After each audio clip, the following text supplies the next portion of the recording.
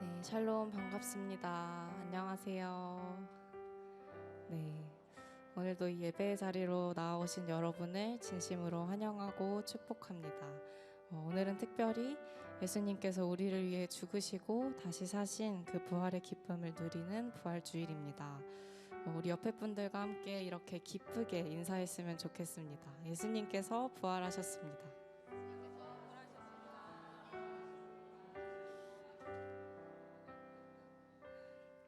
네, 죽음을 이기시고 우리를 어둠에서 빛으로 옮겨주신 예수님을 이 시간 온전히 찬양했으면 좋겠습니다. 이 시간 함께 기도하며 예배의 자리로 나아갔으면 좋겠는데요. 함께 기도하실 때 주님, 예수님께서 십자가에서 죽으시고 부활하심으로 우리를 죄에서 구원하시고 다시 하나님과 화목케 하여 주심에 감사합니다. 이 시간 주님을 찬양하오니 우리의 예배가 주님을 온전히 높여드릴 수 있게 하여 주시옵소서. 우리의 생명 되시는 예수님을 찬양하며 주님께 영광 돌리는 예배가 되게 하여 주시옵소서. 이 시간 부활하신 예수님을 기뻐하며 오늘 드리는 이 예배를 위해 함께 기도하며 나아갑시다. 기도하시겠습니다.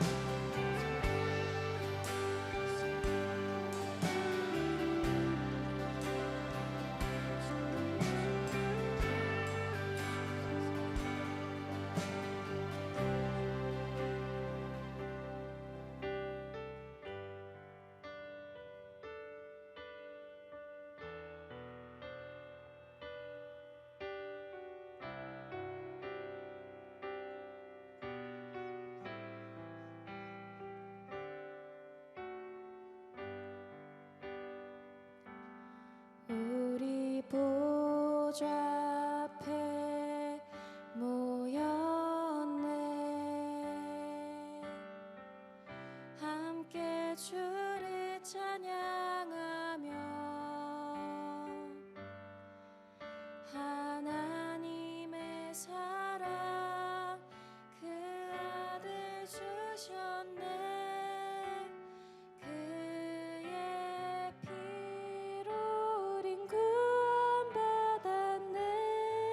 십자가에서 쏟으신 그 사랑 강같이 온 땅에 흘러 각 나라와 족속 백성 만원에서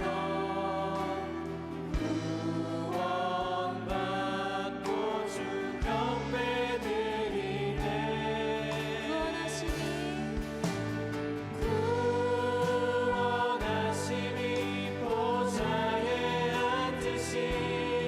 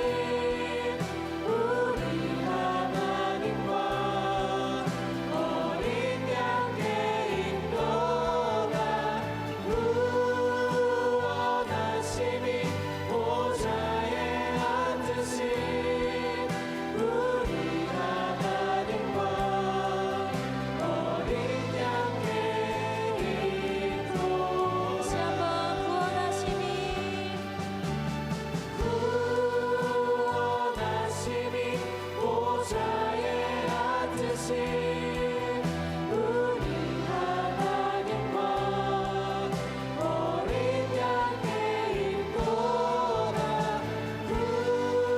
구원하심이 보좌에 앉으신 우리 하나님과 어린 양의 인도다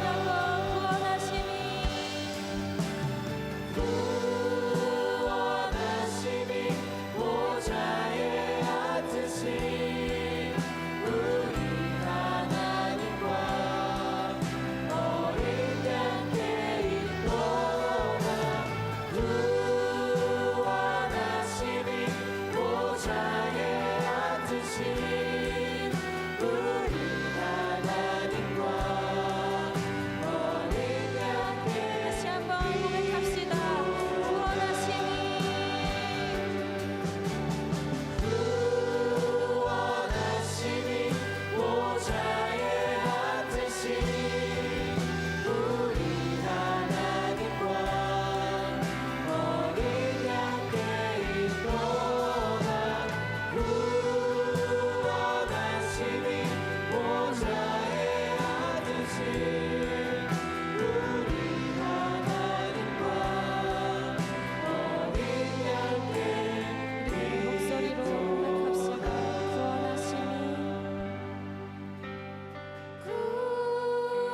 구원하심이 보좌에 앉으신 우리 하나님과 어린 양의 인도다 구원하심이 보좌에 앉으신 우리 하나님과 어린 양의 인도다 아멘. 우리 구원하신 주님을 찬양합니다. 할렐루야.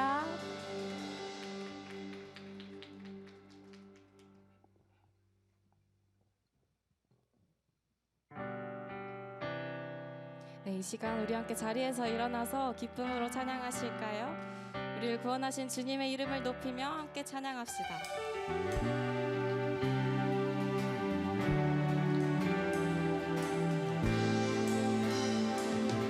주의 이름 높이며 주의 이름 높이며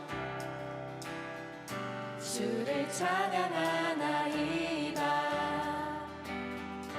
나를 구하러 오신 주를 기뻐하나이다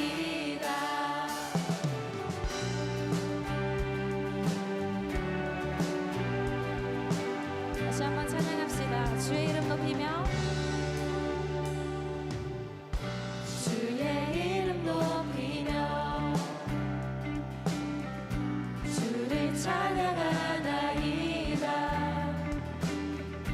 나를 구하러 오신 주를 기뻐하나이다 하늘 영광 버리고 이 땅 위에 십자가를 지시고 죄사할 때 무덤에서 일어나 하늘로 올리셨네 주의 이름 높이니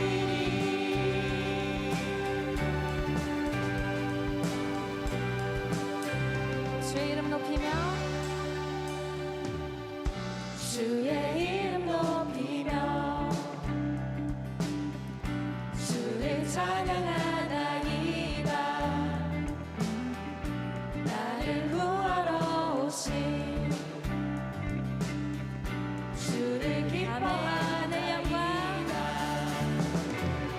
하늘 영광 버리고 이 땅 위에 십자가를 지시고 죄사할 때 무덤에서 일어나 하늘로 올리셨네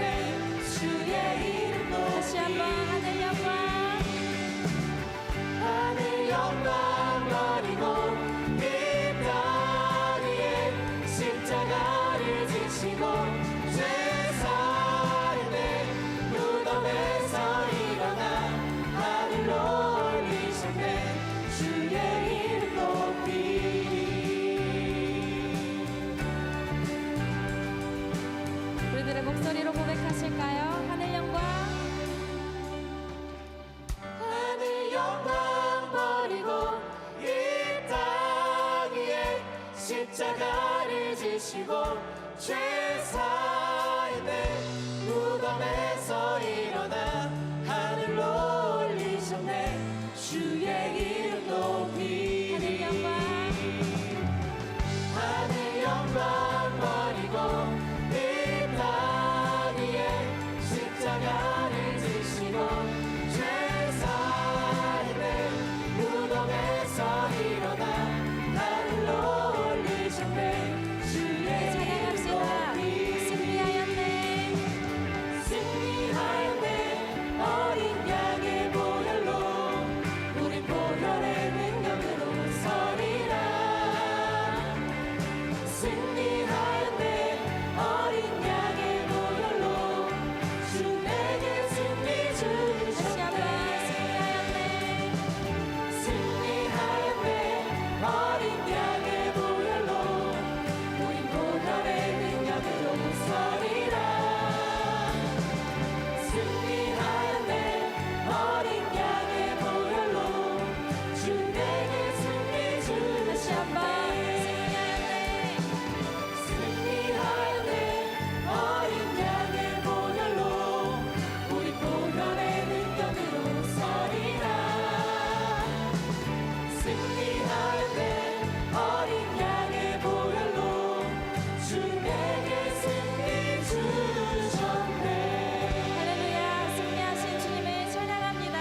주님을 기뻐합니다. 할렐루야.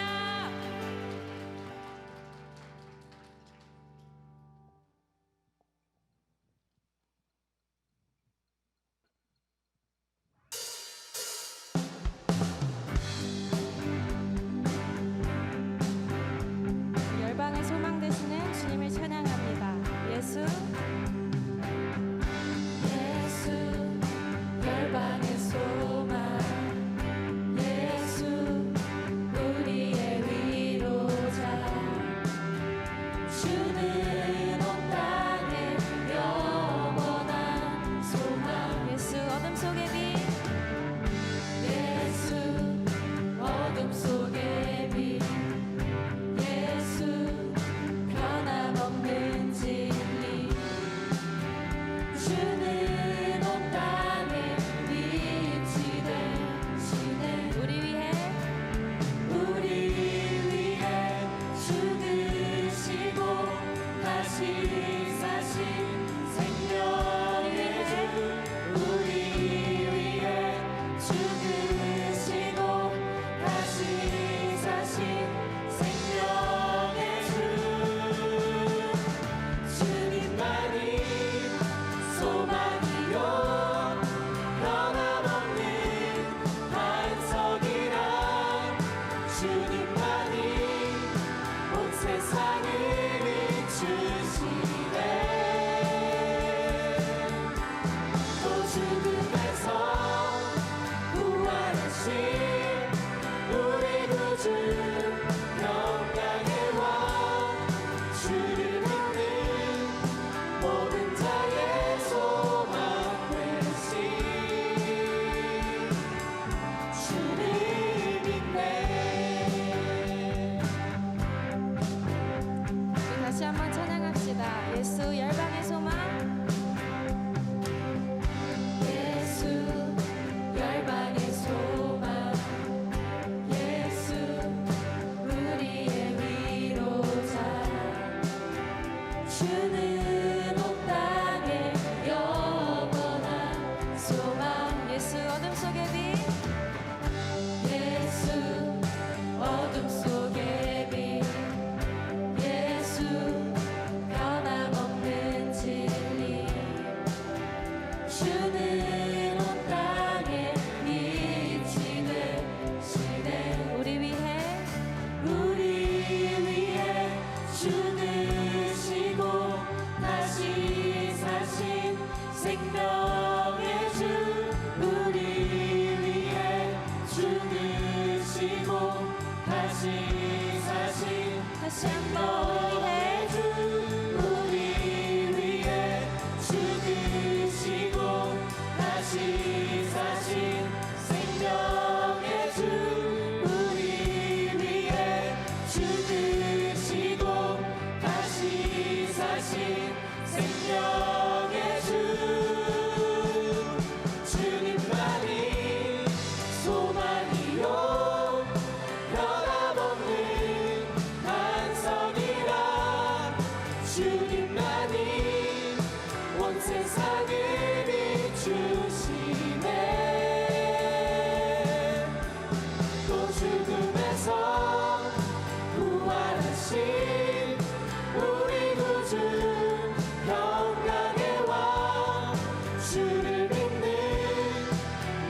자의 소망 되신 다시 한번 주님만이 소망이요 주님만이 소망이요 변함없는 반석이라 주님만이 온 세상을 비추시네 또 죽음에서 부활하신 우리 구주 평강의 왕 주를 믿는 모든 자의 소망 되신 주를 믿네 주를 믿네 다시 한번 주를 믿네 주를 믿네 마지막으로 주를 믿네 주를 믿네 할렐루야 우리 소망 되신 주님의 이름을 찬양합니다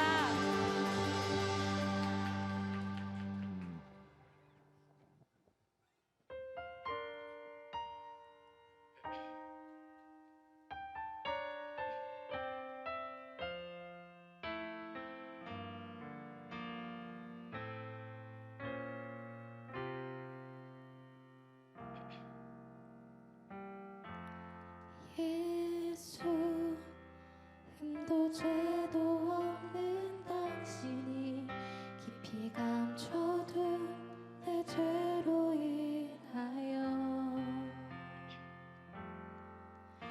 하나님의 어린 양 속죄의 제물 되어 저주받은 나무에 달리셨네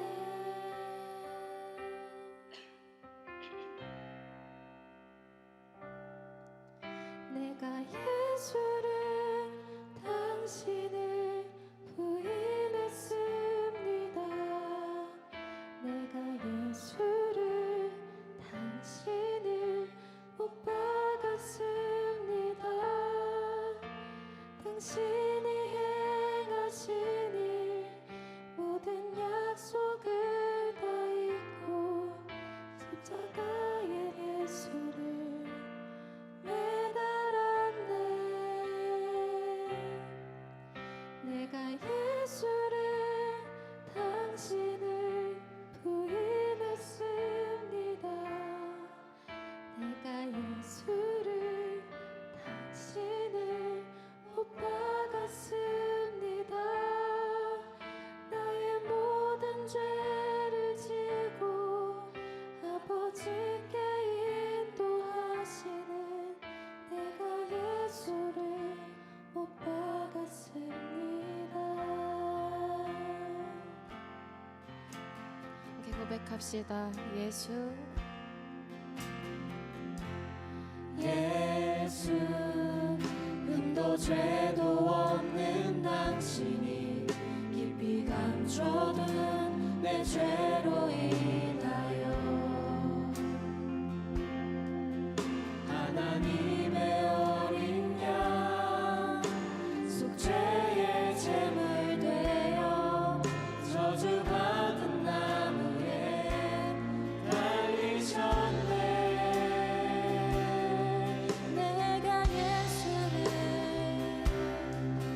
내가 예수를 당신을 부인했습니다 내가 예수를 당신을 못 박았습니다 당신이 행하신 일 모든 약속을 다 잊고 십자가의 예수를 매달았네 내가 예수를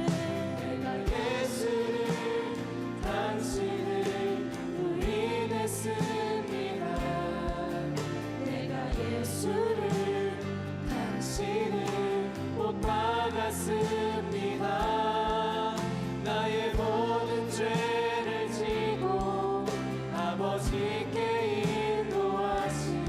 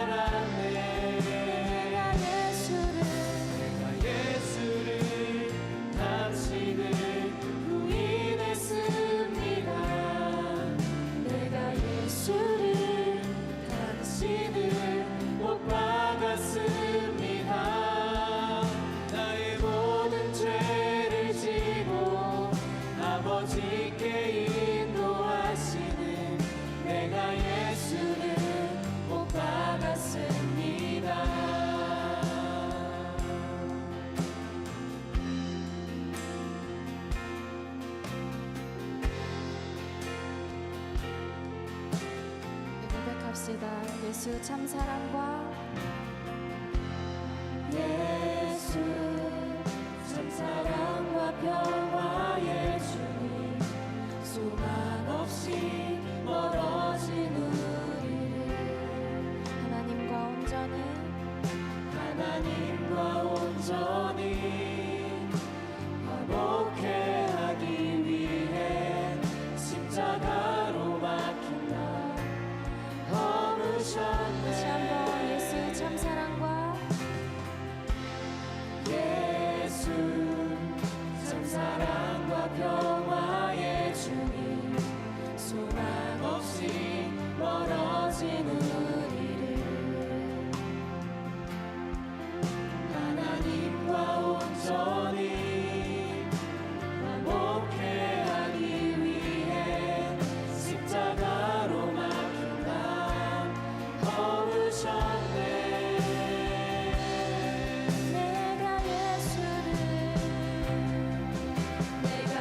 예수를 당신을 부인했습니다.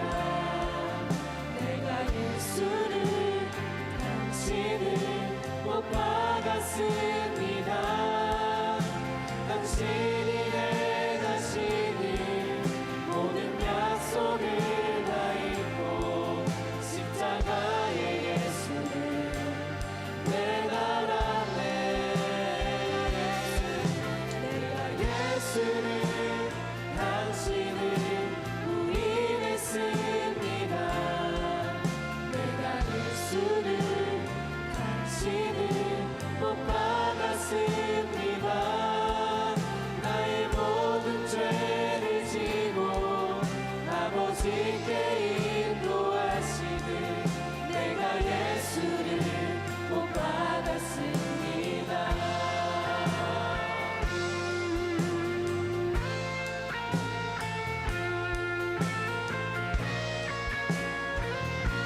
찬양합시다. 내가 예수를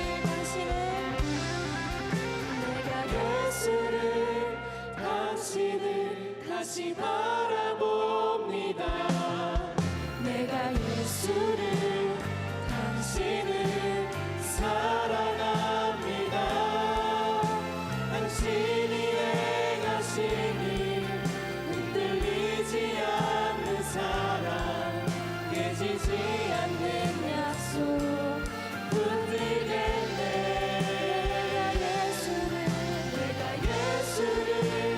당신을 다시 바라봅니다. 내가 예수를 당신을 사랑합니다. 갚을 수 없는 사랑 아버지께 인도하시네. 내가 예수를 사랑합니다. 다시 한번 내가 예수를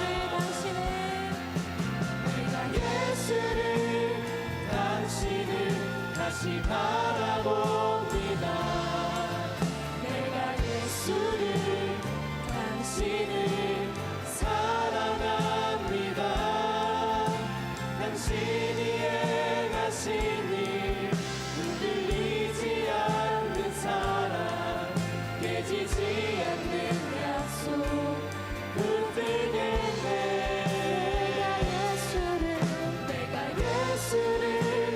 당신을 다시 바라봅니다. 내가 예수를 당신을 사랑합니다. 갚을 수 없는 사랑 아버지께 인도하시네. 내가 예수를 사랑합니다. 갚을 수 없는 사랑 아버지께 인도하시네. 내가 예수를 사랑합니다. 갚을 수 없는 사랑 아버지께 인도하시네. 내가 예수를 사랑합니다. 함께 기도했으면 좋겠습니다. 주님, 내가 예수님을 십자가에 못 박히시게 한 바로 그 죄인입니다. 주님께서 나를 대신하여 죽으셔서 얻은 이 생명은, 이 삶은 나의 것이 아니라 주님의 것입니다. 이 시간 함께 기도하실 때 예수님을 통해 우리를 죽음에서 영생으로 옮겨주신 주님, 우리에게 새 생명을 주신 주님, 우리가 주님의 생명으로 살아가길 원한다고, 주님의 사랑으로 살아가길 원한다고 함께 기도하며 나아갑시다. 기도하시겠습니다.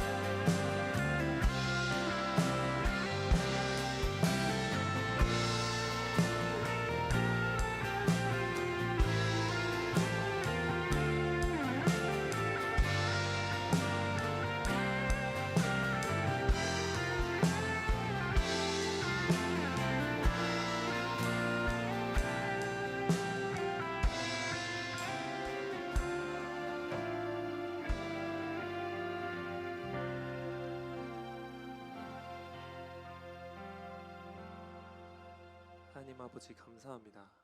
저희의 가고 서는 것, 저희의 기쁨과 슬픔을 모두 아시는 전지전능하신 아버지 하나님을 찬양합니다. 각자의 자리에서 한 주간의 삶을 승리하게 하시고 이 자리까지 서울지구 시민들의 발걸음을 인도해 주신 주님의 은혜에 감사합니다. 이 시간 주님의 말씀대로 살지 못하고 주님의 이끄심을 온전히 신뢰하지 못하여 한 주간 멋대로 지었던 저희의 더러운 죄를 주님께 고백합니다. 주님, 저희를 용서하여 주시옵소서. 캠퍼스를 위해서 기도합니다. 성인이 되어 캠퍼스에 들어와 경쟁사회에 내던져진 대학생들에게는 주님의 사랑이 필요합니다. 자신의 존재 가치를 증명하기 위해서 더 치열하게 살아야 한다고 믿는 대학생들에게 조건 없는 주님의 사랑이 전해지게 하여 주시옵소서. 그 과정 가운데 저희를 사용하여 주시어서 우리가 지나쳐가는 대학생들을 긍휼히 여길 수 있는 마음을 부어주시고 만난 친구들에게 주님의 복음을 담대히 전할 수 있는 우리 서울지구 시민들 되게 하여 주시옵소서. 진행되고 있는 사역들을 위해 기도합니다. 신입생 사역이 마무리되어가는 시점에 새로운 순원들이 순모임에 잘 연결될 수 있게 하여 주시고 순원들이 공동체 안에서 풍성한 교제를 누리게 하여 주시옵소서. 여우사이를 준비하는 모든 손길들을 기억해 주셔서 큰 어려움 없이 순적하게 준비될 수 있게 하여 주시옵소서. 그리하여 여우사이에 찾아오는 새 친구들이 주님을 영접하는 은혜를 경험하게 하여 주시옵소서. 나라와 민족을 위해서 기도합니다. 의사파업으로 인해서 고통받는 이들에게 평안을 더하여 주시고 빠르게 의사들이 복귀하여서 중요한 수술들이 늦지 않게 진행될 수 있도록 주님 이끌어 주시옵소서. 다음 달에 있을 국회의원 선거에서 우리나라를 주님의 나라로 이끌어갈 리더들이 잘 세워지게 하여 주시옵시고 본인들의 안위를 먼저 걱정하기보다 국민의 삶에 관심을 가지는 자들이 되게 하여 주시옵소서. 오늘의 예배를 위해서 기도합니다. 주님의 말씀을 전해주실 박성민 목사님께서 성령으로 충만하게 하여 주시옵시고 선포하실 주님의 말씀이 듣는 우리들의 마음을 변화시키고 주님을 더 알아가는 시간이 되게 하여 주시옵소서. 남아있는 모든 순서들을 주님께 맡겨드립니다. 주님을 사랑하고 신뢰합니다. 우리를 구원하신 우리 주 예수 그리스도의 이름으로 기도드립니다. 아멘.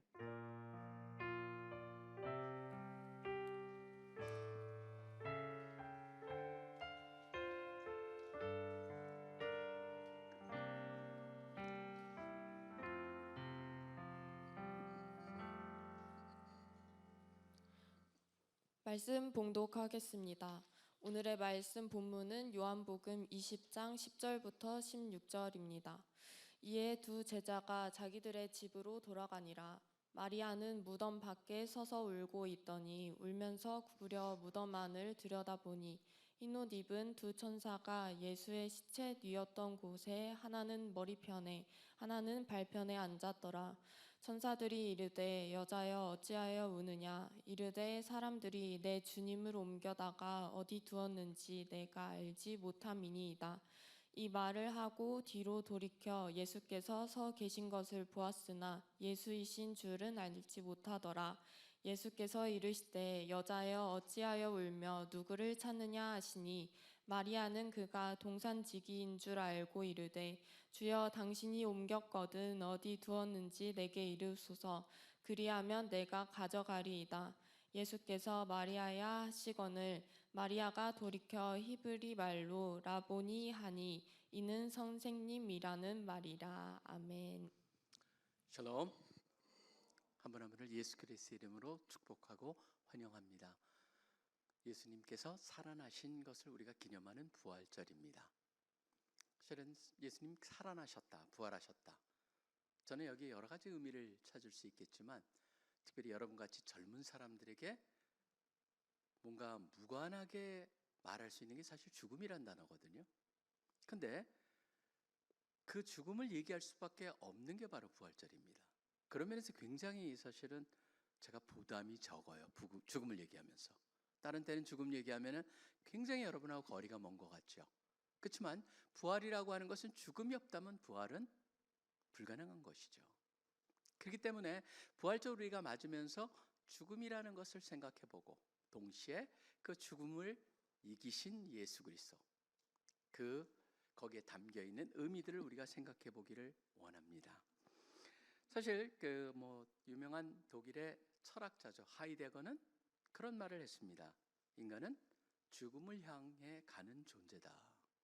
죽음이라고 하는 것이 모든 것을 지금 현재를 과거를 또 미래를 해석하는 굉장히 중요한 패러다임이 된다는 것이죠.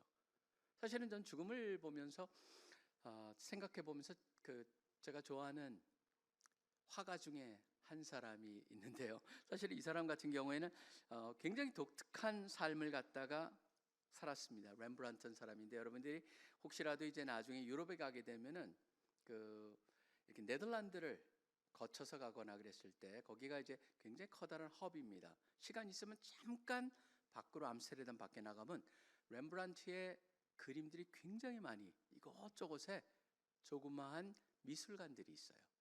그곳에 보면은 렘브란트라는 사람은 우리가 빛의 화가 그래서 어둠과 빛을 갖다 굉장히 특별히 어두운 그 배경 그림을 갖다 그린 걸로 유명한데 이 사람의 그림 중에 하나에 보면은 제옥시스로 분장한 자기를 그리는 게 있습니다. 그래서 이게 제옥시스로 분장한 자화상이라고 알려진 것인데 여러분이 보셨을 수도 있어요. 사실은 이 희미하게 한쪽 편에는 어떤 사람이 그려져 있고 거기에 사실은 렘브란트인데 그 그려진 사람이 그리스의 유명한 제옥시스라고 하는 화가입니다. 제옥시스라는 화가는 굉장히 유명한 사람이었대요. 그림이 뛰어났다고 그러죠. 그래서 그림을 갖다 그려놓으면 언제나 한번 포도송이를 그려놨는데 새가 그 포도송이를 먹으려고 날라와서 들이받고 죽었다고 그래요.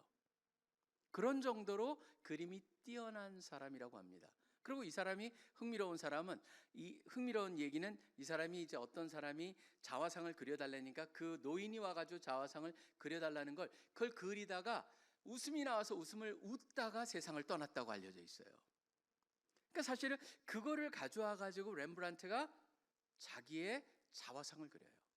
웃고 있는 자기의 모습. 그렇지만 그 웃고 있는 모습은 다 늙어가지고 뭔가 곧 있으면 세상을 떠날. 그렇기 때문에 그 앞에 나타나 있는 사실 죽음의 사자를 그려주고 있는데 죽음의 사자 쪽에 있는 어깨는 검해요.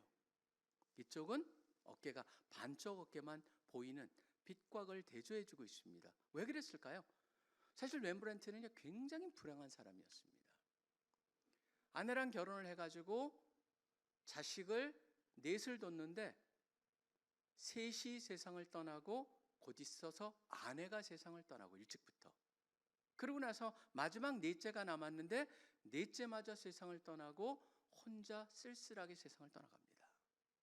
사실은 화가 중에서 굉장히 불행한 사람이었죠. 자기의 모습을 그리면서 저는 그 자화상 제욱시스라고 하는 그 사람을 통해서 투영한 게 아닐까, 저는 그런 생각을 해보았습니다. 사실 제가 죽음을 얘기하는 거는 간단합니다. 뭐냐면 결국은 인생이 궁극적으로 그곳을 향하고 가고 있기 때문에 다시 죽음을 통해서 전도서의 메시지를 생각하게 만들죠. 그렇기 때문에 적당히 살지 말자.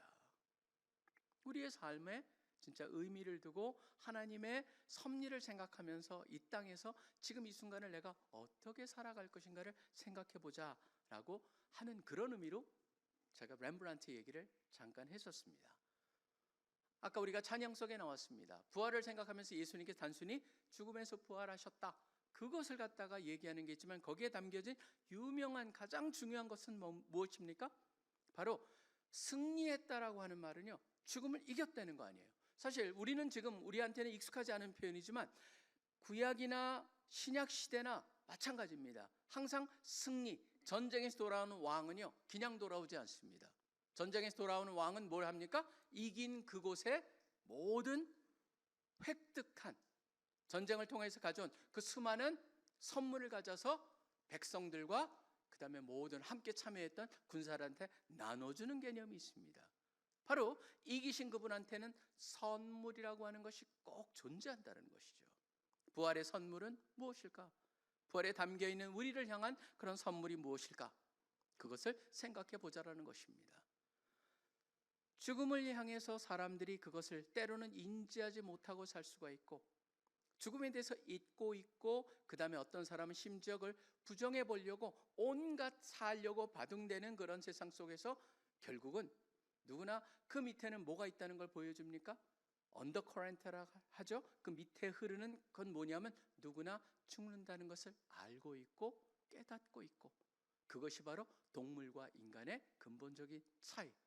그런데 오늘 말씀 속에서는 뭐가 나옵니까? 바로 그것을 이기신 예수 그리스도, 부활의 첫 열매가 되셨다라고 하는 것을 통해서 우리 모두도 바로 그러한 부활이 나의 것이 될 수 있다, 그것을 분명히 해주고 있습니다. 부활의 선물은 무엇일까요? 저는 첫 번째, 부활이 요구하는 증거는 바로 우리에게 믿음을 요구한다는 것을 기억해야 됩니다. 믿음을 요구합니다. 사실 많은 사람들이 부활을 얘기하게 되면은 믿지 않는 사람들, 잘 모르는 사람들은 제일 먼저 나오는 게 뭡니까? 바로 뭐냐면은 그게 나중에 다 만들어진 걸 것이다 라고 하는 그런 생각을 갖고 있습니다. 부활의 증거가 충분하냐? 아니다. 그거는 한참 후에 만들어진 걸 것이다. 근데 여러분, 사실은요, 여러분들이 정확히 알아야 될 것은, 그런 말을 하는 사람들한테는 뭐라고 해야 됩니까? 조금만 더 한번 부활의 증거를 공부해 보십시오라고 말하길 원합니다. 왜 그러냐면은 부활이라고 하는 얘기를 하고 있는 성경에 제일 먼저 하고 있는 것을, 성경책에 나와 있는 제일 먼저 사건을 얘기해 보면 그게 언제인 줄 아십니까? 고린도전서 15장에 나와요. 고린도전서 15장은요 주후 55년쯤에 쓰여진 공적인 편지입니다. 55년이라면은 예수님께서 30년 좀 지나가지고, 그러니까 사실 플러스 마이너스 해가지고 여러분 보시면 예수님께서는 사람들이 잘못 계산해가지고 예수님이 태어나신 게 사실 한참 뒤에요. 조금 예수님을 갖다가 그렇기 때문에 따져보면 한 20년밖에 차이가 안 나요. 예수님이 돌아가신 그 시간하고 이것이 쓰여진 것이. 그러면 20년 동안에 여러분 어떤 일이 일어났습니까? 만약에 그 어떤 사람이 거짓말로 조작을 했다면은 그 20년, 제가 지난주에도 말씀드렸습니다. 제가 심천 갔던 게 40년 정도 전인데 누가 봐서 말도 안 되는 얘기를 한다 그러면은 과연 그게 가능할까요? 엑스플로 74 때 엄청난 일을 거짓말한다면은 그것도 가능할까요? 증인들이 남아 있어요. 그건 뭘 말하냐면 바로 결코 이것은 조작될 수가 없었다. 그리고 만약에 조작이었다라고 한다면은요, 여러분 잘 생각해 보십시오. 만약에 이게 조작됐다면은 그것을 향해서 예수님께서 부활하시 아닌 증거를 로마나 유대인들이 철저하게 아마 들이대서 그러한 믿음은 진작 시작도 하지 못했을 거라는 게 우리가 역사적으로, 여러분 로마를 갖다 우습게 보지 마세요. 로마에 보면요 팍스 로마나 그래서 로마는 전 세계 어느 문명보다도 가장 길이 발달되어 있고 그것의 소식이 급격하게 퍼질 수 있는 그러한 우리의 SNS 정도는 아니겠지만 엄청나게 빠른 그러한 정도를 가지고 있었다는 것을 고려해 본다면 이거는 결코 조작이 될 수가 없다. 그 다음에 두 번째 생각해 볼 수 있는 건 뭔지 아십니까? 두 번째는요, 유대인들이 믿었다는 거예요. 여러분, 이거는 많은 가끔 그런 사람들이 이런 얘기를 합니다. 그때 사람들은 몰라서 그래, 무지해서 그래, 무지했기 때문에 그런 걸 믿었어. 그렇지만 우리 현대인은 과학적이야, 이성적이야, 그렇기 때문에 그런 거 안 믿어. 여러분, 그거는요, 꿈 깨십시오라고 하는 게 정답입니다. 왜 그러냐 하면요, 유대인들이 부활을 믿을 수 있어요? 여러분, 유대인들한테는 부활의 개념이 있었습니다. 근데 부활의 개념이 우리가 생각하는 예수님의 부활하고 완전히 다른 거였어요. 그들이 갖고 있었던 부활의 개념은 마지막 때의 의인들이 전체가 다 부활한다는 거였습니다. 그렇기 때문에 예수님께서 마리아와 마르다, 나사로가 죽었을 때 오셔가지고 마르다를 향해서 뭐라고 하십니까? 내 오라비가 살아날 것이다 라고 얘기합니다. 그랬더니 그때 마르다가 뭐라고 얘기합니까? 알고 있습니다. 부활 때에 그가 살아날 것이라고 믿습니다 라고 얘기를 합니다. 그때 예수님이 말씀하신 살아날 것이랑 마르다가 살아날 것이랑 다른 거였습니다. 마르다는 유대인의 믿음을 가지고 말을 하고 있는 것이죠. 여러분, 그런 믿음을 가진 사람들한테 어떤 한 개인이 살아나가지고 그 부활을 믿는다고요? 여러분, 우리보다 오히려 더 힘든 게 유대인들이 예수님의 부활을 믿는다라고 하는 그 사건이었습니다. 근데 놀라운 일이 일어났습니다. 그 일이 일어났기 때문에 그 당시에 예루살렘에 2만 5천 명 정도의 사람들이 살고 있었다라고 추정을 해봅니다. 근데 여러분, 사도행전을 보십시오. 사도행전은요, 오순절 사건이 일어나서 성령 강림이 되자마자 무슨 일이 일어났습니까? 믿은 사람들만, 사도행전에 나온 사람들만 8천 명이에요. 그러면 그 도시의 30% 정도가 믿어버렸다는 거예요. 어떻게 그런 일이 일어날 수가 있겠느냐라는 생각을 해본다면 이거는요, 굉장히 강력한 부활의 증거가 됩니다. 그 다음에 어떤 사람은 말합니다. 가끔 가다가 그거는 다 사기고 그 다음에 그게 어떤 사람이 꾸며낸 걸 거야 라고 하는 그런 사람들도 있습니다. 그렇지만 잘 생각해 보십시오. 사실은 꾸며냈거나 그랬다면, 여러분, 만약에 어떤 사람이 꾸며냈다면 생각해 보세요. 그런 분위기 속에서 꾸며내봤다 누가 믿겠어요? 잘 생각해 보시기 바랍니다. 그거에 대한 믿음이 있어야지 꾸며내야지 믿을 거 아니에요. 꾸며내봤자 믿을 수가 없는 상황 속에서 꾸며낼 필요가 있었겠느냐. 그리고 본인들이 꾸몄는데 그 꾸며낸 것을 위해서 목숨까지 버리면서 그것도 행복하게 순교할 수 있느냐.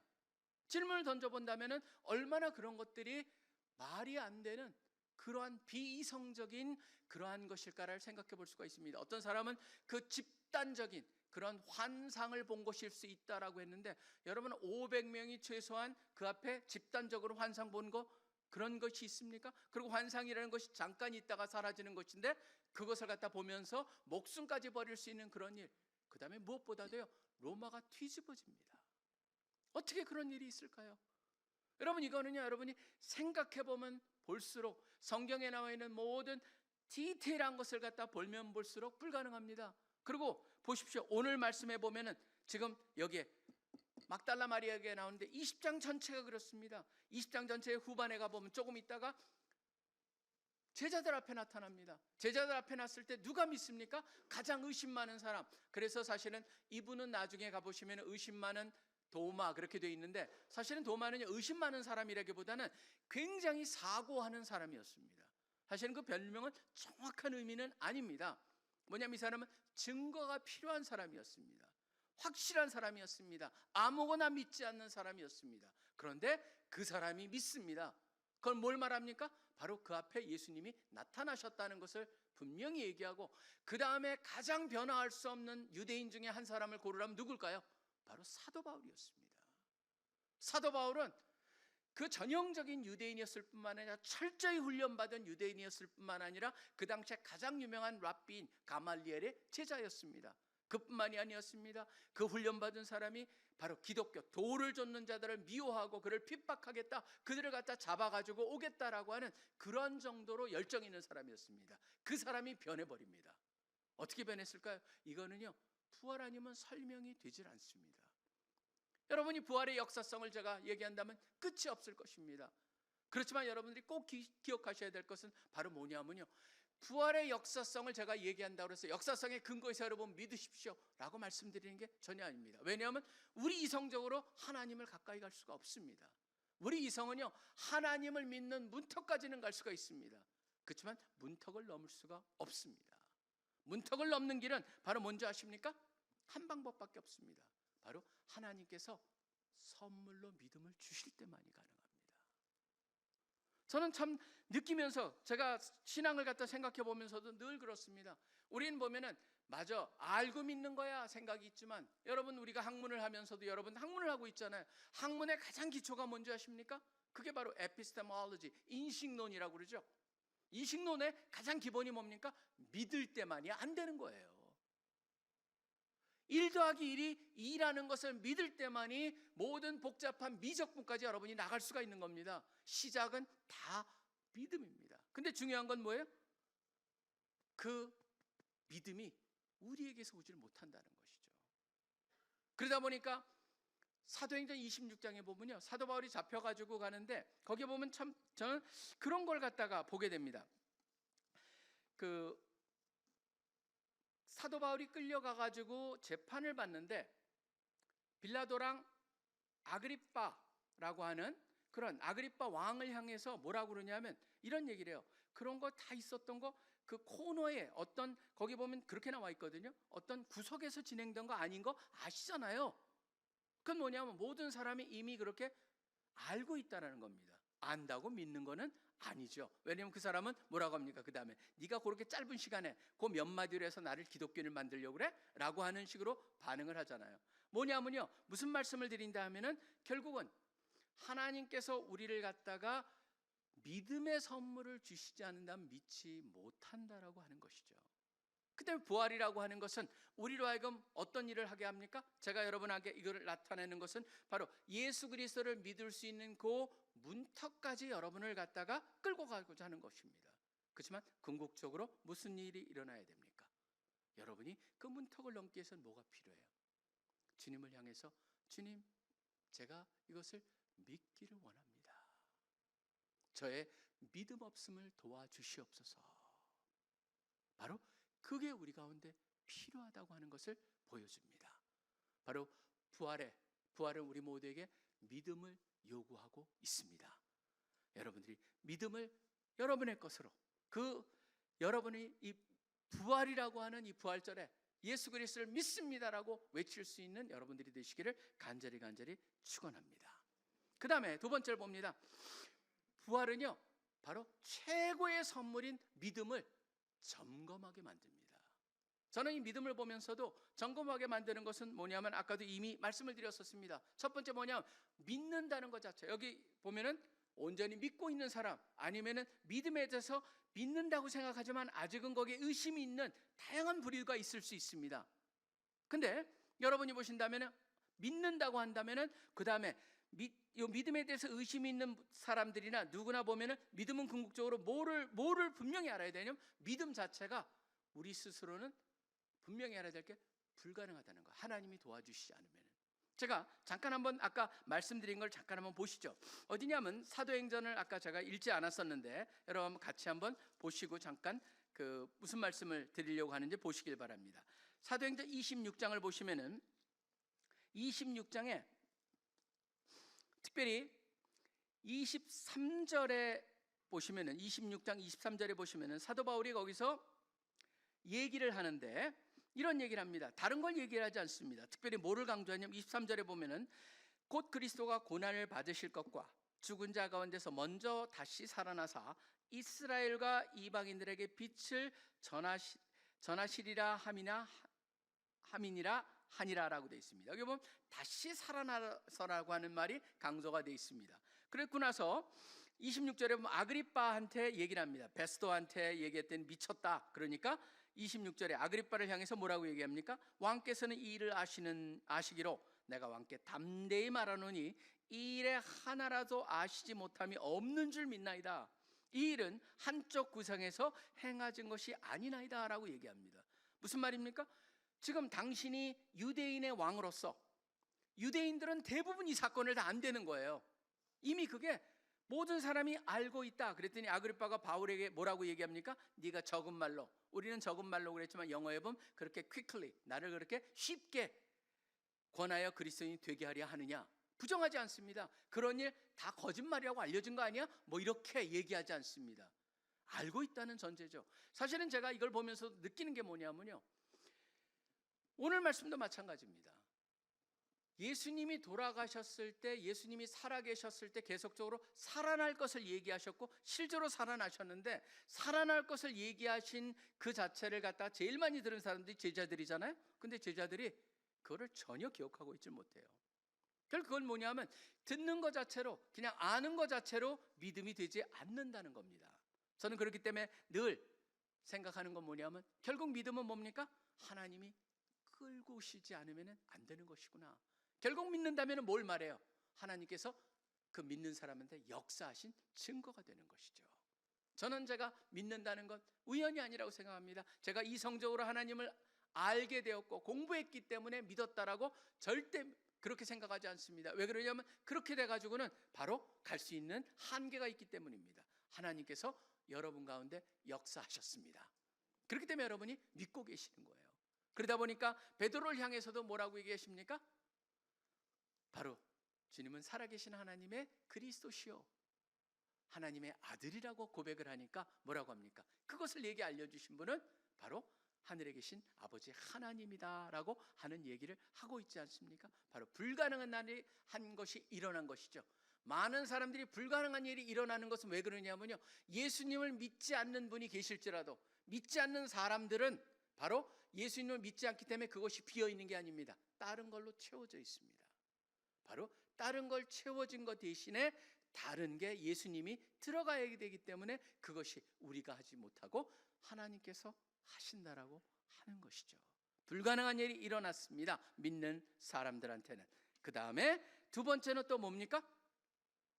믿음은요, 우리가 가끔가다 잘못 생각하는 것이 있습니다. 바로 기독교의 믿음은 뭐냐면은 어떤 교리 몇 개를 믿는 것이다라고 하는 것은 그런 착각을 갖습니다. 사실은 아니죠. 그게 바로 기독교랑 다른 모든 종교의 차이입니다.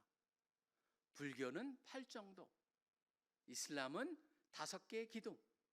그렇지만 예수님은, 바로 우리 기독교는 뭡니까? 어떤 교리를 믿는 게 아니고 바로 뭐냐면 예수님과의 관계입니다. 바로 예수님과의 특별한 관계, 개인적인 관계가 바로 가장 신앙의 핵심이라는 것을 여러분이 기억하셔야 됩니다.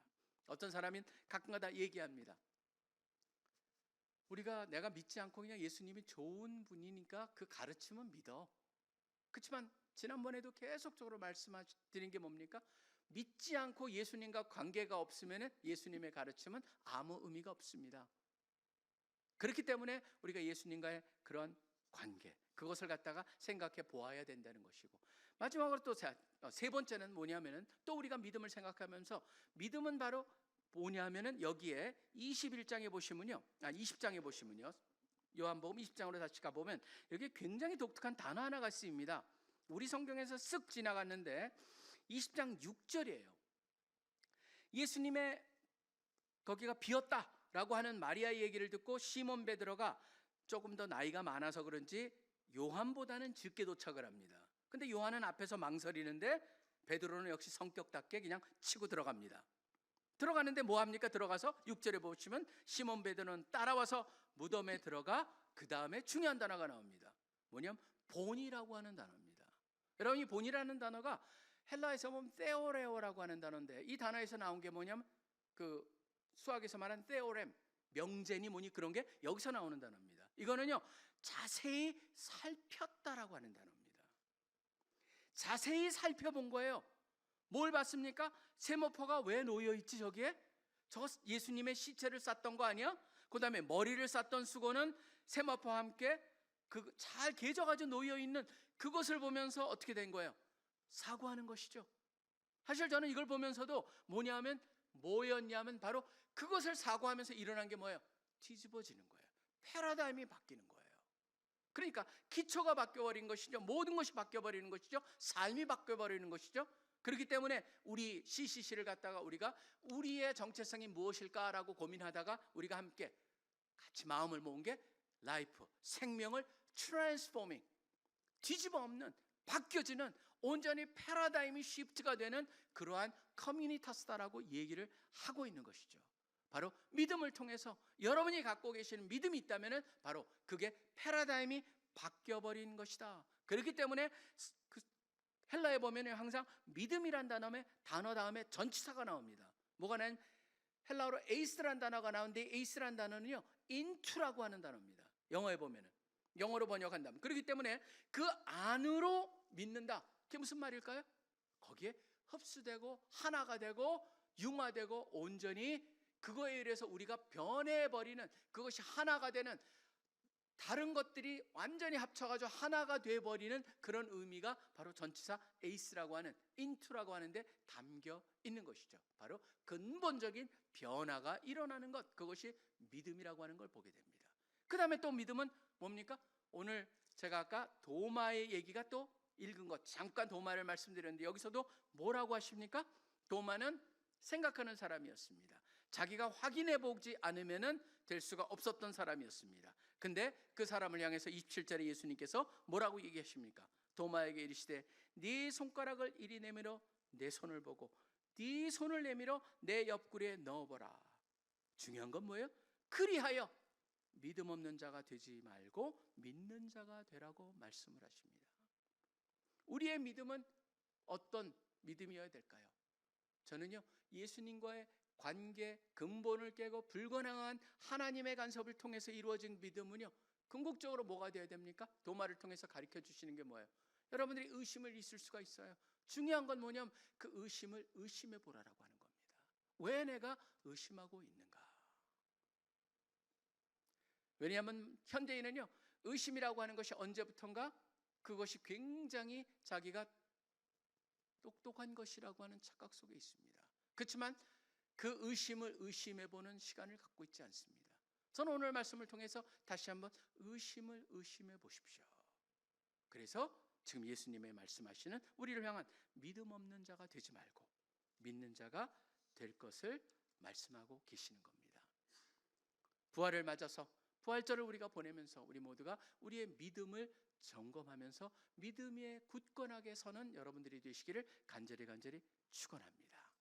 그 다음에 또 마지막으로 부활은 믿음을 지닌 우리를 다르게 살도록 요구하고 있다는 것을 기억하십시오. 다르게 살아야 한다는 것이죠. 어떤 사람 왜 기독교인이 되었습니까? 라고 한다면 믿고 천국 간다니까요.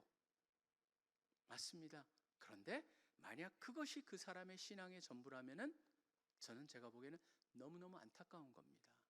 그 일이 사실이지만 그것은 전부가 아니고 어떻게 보면 굉장히 변두리적인 조그마한 영역이거든요. 왜 그러냐면 보십시오. 믿는다는 것에 담겨있는 의미는 뭡니까? 저는 한번 이런 생각을 해봅니다. 여기 보면 20장에 보시면요 예수님께서 이렇게 얘기하십니다. 17절에 보면 막달라 마리아가 예수님을 보자마자 한 일이 뭐예요? 예수님을 붙잡은 거예요. 꽉. 여기 계셨군요. 걱정했어요. 훔쳐간 줄 알았어요. 시체가. 근데 살아계시네요. 그리고 꽉 붙잡아요. 꽉 붙잡고 뭐라고 얘기합니까? 이제 나를 떠나지 마세요 라고는 의미일 거예요. 그런데 그를 향해서 17절에 보면 예수님께서 이르십니다. 나를 붙들지 말라. 내가 아직 아버지께로 올라가지 아니하였노라. 이걸 잘못 해석해가지고 나를 만지지 말라 절대 아닙니다. 왜냐하면 바로 다음에 뭐가 나옵니까? 도마 보고도 만져보라라고 얘기하고 계시거든요. 여자기 때문에 못 만지라고 그럴 거 아니죠. 여기 보면 잘 보셔야 될 게 뭐예요? 붙들지 말라라고 했습니다. 이제 가시면 안 돼요. 그랬더니 예수님께서 내가 아버지께로 올라가지 않았다라는 것에 함축된 의미는 무엇입니까? 아버지께로 올라가야 된다는 거잖아요. 올라가야 되고 올라갔을 때 달라지는 일이 뭡니까? 이제는 우리 누구를 향해서도 누구나 예외 없이 다 그분을 갖다 붙잡을 수가 있다는 겁니다. 바로 여러분이 이제 그분을 붙잡고 사셔야 됩니다. 바로 여러분을 붙잡게 우리 모두가 그분을 붙잡고 살 수 있도록 예수님께서 바로 그런 가까운 친밀함을 갖다 갖게 하기 위해서 예수님께서 여기에 말씀하고 계시죠. 친밀함 속에서 뭐가 일어납니까? 그분의 능력. 그 다음에 보면은 호흡을 갖다 하시면서 성령을 받으라는 얘기가 나옵니다. 그건 뭐냐면 바로 그분하고의 관계 속에서 여러분이 능력을 받게 되는 것이죠. 그 다음에 그분하고 가까움 속에서 능력을 받은 사람들은 무엇이 주어집니까? 여기 막달라 마리아한테도 마찬가지고 연이어서 나오는 제자들을 향해서도 나오는 말씀이 동일합니다. 뭡니까? 막달라 마리아를 향해서는 가서 내가 부활했다는 걸 제자들한테 알리라고 말씀할 뿐만 아니라 제자들 속에 나타나셔가지고 뭐라고 얘기하십니까? 아버지께서 나를 세상에 보내신 것 같이 내가 너희를 세상에 보내노라. 바로 뭐냐 하면은 바로 우리가 왜 예수님이 그런 친밀한 관계를 갖고 예수님이 능력을 갖다 받아가지고 살아가면서 우리가 해야 되는 게 뭐예요? 우리 모두한테는 사명이 주어졌다는 겁니다. 누구한테나 부름이 있다면은 사명이 있습니다. 소명이랑 사명이랑 두 개는 뗄 수가 없는 겁니다. 우리 모두가 부름을 받았고 부름을 받은 모든 자들한테 사명이 있습니다. 사명을 받은 사람, 예수님과 관계를 맺은 사람들은 이제 어떤 일이 일어날까요? 이제는 나만 보는 게 아니에요. 나를 보지 않는다는 게 아니에요. 나만 보는 것이 아니고 주위를 보게 되고 이웃을 보게 되고 세계를 보게 되고 주님을 모르는 사람들을 보게 되는 것이죠. 그렇기 때문에 이번 우리가 여름 수련회도 뭐라고 그랬습니까? 바로 we the sent, 보냄을 받은 자들입니다. 그게 바로 엑스플로 74 이사의 가장 핵심이죠. 보냄을 받은 자. 거기서도 바로 동일한 말씀이 여기 나옵니다. 요한복음 17장에 나오는 그 말씀이 여기에 그대로 다시 나오고 있어요. 부활하셔서 똑같은 말씀을 하고 계십니다. 아버지께서 나를 세상에 보내신 것 같이 나도 너희를 세상에 보내노라라고 말씀입니다. 우리가 봐도 그런 사명을 받은 사람들입니다. 그리고 그 사명을 행하기 위해서 늘 기억해야 될 굉장히 중요한 한 가지를 갖다 막달라 마리아에게 말씀하고 계십니다. 어떤 걸 하십니까? 예수님께서 마리아야라고 이름을 부르십니다. 이게 아무것도 아닌 것 같죠? 여러분, 성경에는요 이름이라는 것이 너무너무 중요한 역할을 합니다. 이름이라고 하는 건 그 사람의 뭐예요? 정체성입니다. 그 사람이 어떤 사람인가를 말하고 있는 겁니다. 그렇기 때문에 이름을 불렀다라고 하는 것은 그냥 단순히 여러분이 갖고 있기 때문에 부르는 이름, 그것과 좀 다릅니다. 성경에 말하는 이름이라고 하는 건 바로 너의 정체성이 무엇인가를 인정해주고 네가 그만큼 나한테 소중한 존재라고 하는 것을 얘기해 주고 계시는 것이죠. 마리아야라고 얘기합니다. 여러분 보시면은 성경 전체가 그렇습니다. 모든 사람들이요 하나님께서 그 부름을 받았을 때 얼마나 거기에서 기쁨을 느껴지는지. 이름이 바뀌어지잖아요. 야곱도 하나님하고 싸웠다. 그래가지고 이스라엘이라는 이름이 주어지듯이 저는 우리 모두한테 동일하게 바로 나의 양은 내 목소리를 듣는다. 내가 이름으로 부른다라고 하는 말씀 전제 속에서 내 목소리를 듣는다라고 하는 얘기를 합니다. 여러분, 김춘수라고 하는 시인의 꽃이 있습니다. 전 봄이 되면은 늘 이 시가 생각나는데, 왜냐하면 김 목사님이 가장 좋아하시던 시인 중에 하나가 바로 김춘수라고 하는 분이었습니다. 꽃이라는 시 여러분 잘 모르실 거예요. 근데 제가 한번 읽어볼게요. 너무 좋아요. 이렇게 돼 있습니다. 내가 그의 이름을 불러주기 전에는 그는 다만 하나의 몸짓에 지나지 않았다. 내가 그의 이름을 불러주었을 때 그는 나에게로 와서 꽃이 되었다. 내가 그의 이름을 불러준 것처럼 나의 이 빛깔과 향기에 알맞은 누가 나의 이름을 불러다오 그에게로 가서 나도 그의 꽃이 되고 싶다. 우리들은 모두 무엇이 되고 싶다. 너는 나에게, 나는 너에게 잊혀지지 않는 하나의 눈짓이 되고 싶다. 모두가 뭡니까? 갈망이 있습니다. 특별한 존재이기를 원합니다. 그렇지 않은 사람 하나도 없습니다. 심지어 어떤 사람은 범죄를 저질면서도 자기의 존재를 알리고자 하는 그런 이상한 사람들이 있을 정도로 누구나 특별한 존재가 되기를 원합니다. 근데 예수님께서 우리의 이름을 불러주십니다. 불러주시면서 바로 우리에게 뭐를 부여하시는 거예요?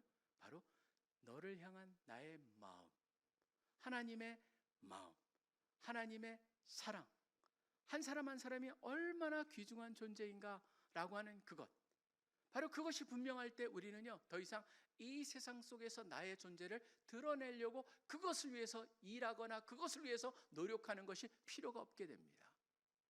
왜 그러냐면 바로 이 세상 전체에 가장 중요한 분이 나를 갖다 인정해 주셨는데, 바로 그렇기 때문에 이제는 그 인정받은 자세로 우리는 세상 속에서 여러분이 여러분을 갖다 세상에 증명해 볼 필요가 없습니다. 왜냐하면 하나님이 이미 여러분을 증명하셨고 받아주셨기 때문에 이제는 자신감을 갖고 세상 속에서 여러분이 맡겨주신 일들, 하고자 하는 일을 여러분의 탤런트에 맞춰서 살면 되는 것이죠. 그렇기 때문에 예수님과 하나가 되었을 때, 예수님과 하나가 되면서 그분하고 특별한 관계 속에 살아날 때 바로 어떤 게 생깁니까? 예수님이 말씀하시는 그리스도의 향기가 풍겨져 나오게 되어 있습니다. 제가 지난번에 조향사의 글을 읽어봤습니다. 향기를 만드는 분이죠. 그냥 저는 향수가 다 똑같은 향수, 그냥 아무거나 넣으면 되나 보다. 그게 아니더라고요. 향수도 아주 특별하게, 거기 보면은 향수도 피라미드로 그려져 가지고 탑 향기, 그걸 갖다 탑 노트라고 얘기합니다. 그 다음에 미들 노트, 중간 향기, 그 다음에 베이스 노트, 이 세 개가 있어요. 그래서 탑 노트는 딱 맞자마자 처음에 휘발성이 강하기 때문에 냄새가 확 오는 한 2, 30분 머물다가 하는 거. 그러니까 처음에 향수를 딱 맡겼을 때 여러분이 느끼는 냄새, 그게 바로 탑 노트예요. 그 다음에 5시간 정도 계속적으로 유지되는 그게 뭐냐면 미들 노트라고 그러는데 조향사들은 이걸 갖다가 바로 하트 노트, 소울 노트라고 합니다. 바로 그게 향수의 가장 고급진 것을 결정하게 한다는 것이죠. 그리고 그것이 날아간 후에도 잔향으로 남아있는 옷에, 여기서 보시면 향수 뿌리고 나면 옷에 나중에 냄새가 남잖아요. 그게 바로 베이스 노트라고 하는 건데 바로 그거는 계속적으로 남아있는 것. 전 그런 생각을 해봤어요. 조향사들은 미들 노트가 제일 그 향수의 가치를 결정한다고 생각을 말합니다. 근데 많은 사람들이 그 향기를 갖다 생각해 본다면은 기독교인들을 갖다가 보면서 바로 세상을 보듯이 똑같이 본다는 것이죠. 뭐냐면 바로 첫 번째 탑노트라고 하는 그걸로 사람들을 판단해 버리고 그러는데, 궁극적으로 우리가 느껴야 되는 것은 무엇입니까? 바로 우리 안에 담겨 있는 예수 그리스도, 지속적으로 오랫동안 우리의 가장 밑에 잔향으로 남을 수 있고, 또 우리가 가장 오랫동안 우리의 모습을 드러낼 수 있는 그 미들 노트라고 하는 그것이 예수님과 하나가 되면서 점점점 짙어져야 되지 않는가라는 생각을 해보았습니다. 지금 우리가 부활절 예배를 드립니다. 저는 부활절 주일을 맞으면서 여러분과 함께 질문을 던져봅니다. 여러분의 믿음은 어떤 종류의 믿음이고, 여러분이 혹시라도 가지고 계시는 의심이 있다면 그 의심을 의심하는 오늘이 되길 원하고, 그래서 의심하지 말고 믿는 자가 되기를 원하시고, 마지막으로 온전한 믿음 속에서 예수님의 향기를 드러내는 여러분들이 되길 바랍니다. 나는 어떤 모습으로 이 세상 속에서 향기를 내뿜며 살아갈 것인가 기도하지요. 하나님 아버지, 감사합니다. 우리를 위해서 십자가에 돌아가시고 또 우리의 죄를 감당하셨을 뿐만 아니라 죽음에서 죽음을 이기고 살아나신, 승리하신 예수 그리스도를 찬양합니다. 우리가 부활을 생각하면서 다시 한번 보았습니다. 부활은 결국 우리를 마다 믿어야 된다 생각을 하고, 또 그것으로 이끌어주면서 동시에 우리가 현재 갖고 있는 우리의 위치, 우리가 믿고 있는 자라면 그 안에 일어난 하나님의 역사들, 하나님께서 얼마나 불가능한 일이 우리 가운데 일어나게 하셨는가를 생각하면서 감사와 찬양으로 이어지게 하여 주시고, 혹시라도 우리 가운데 의심이 있는 자들이 있다면 그 의심함을 통하여서 온전히 주님 앞에 믿음을 가지고 나아갈 수 있는 그런 신앙에 바로 설 수 있는 자들 되게 하여 주시옵소서. 그리고 더 나아가서 그것이 단순한 우리 하여금 천국에 가는 그러한 신앙이 아니라 이제는 우리에게 사명을 주셨고 우리에게 부여해 주신 그런 귀한 하나님의 사랑에 담긴 그런 정체성의 확인을 통하여서 이 세상을 살아갈 때 더욱더 담대하고, 또 세상에서 나를 향한 평가에 우리가 연연하기보다는 하나님께서 말씀하시는 소중한 존재라는 것을 기억하면서 자신 있게 또 담대하게 맡겨주신 일에 최선을 다하면서 우리가 하나님께 주신 그 탤런트를 온전히 발휘하면서 예수의 향기를 지속적으로 멋지게 드러내면서 사는 우리들 되게 하여 주시옵소서. 감사합니다. 주님을 찬양합니다. 모든 것 살아계시 역사하고 계시는 예수 그리스도 이름으로 간절히 기도합니다.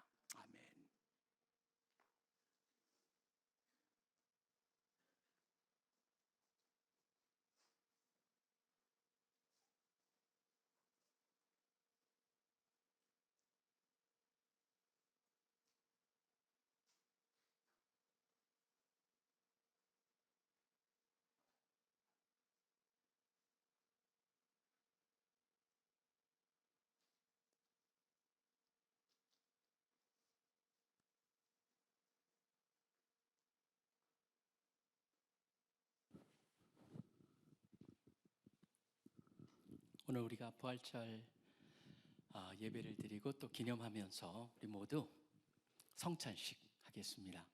바로 예수님께서 지금 부활하셨고 바로 그것이 모든 기독교의 기본이 되듯이 또 이 성찬식을 통해서 고린도전서에 보면은 이런 말씀이 나옵니다. 그의 오심을 기념하는 거다. 우리가 같이 기념하면서 먼저 떡, 그 다음에 그분의 피를 상징하는 우리가 포도즙을 같이 하도록 하겠습니다. 혹시라도 아직 우리 한국 교회 전통입니다. 여러분들 가운데 아직 세례를 받지 않으신 분들은 여기에 함께 참여하지 못합니다. 그러니까 잘 기억해 주셔서 다음에 기회가 되면은 꼭 세례를 받으시길 바라고, 그 다음에 참여하시는 분들도 그냥 참여하지 마십시오. 왜냐하면 성경에 보면은 바로 이것이 상징하는 의미가 있고 여기에 담겨 있는 의미가 있기 때문에 경히 우리가 이것을 취급해서는 안 된다라고 경고하고 있습니다. 회개하시면서 또 죄를 갖다가 고백하시면서 새로운 그런 부활의 능력을 체험하실 수 있는 기회가 되기를 소원합니다. 먼저 우리가 병을 뜨겠습니다.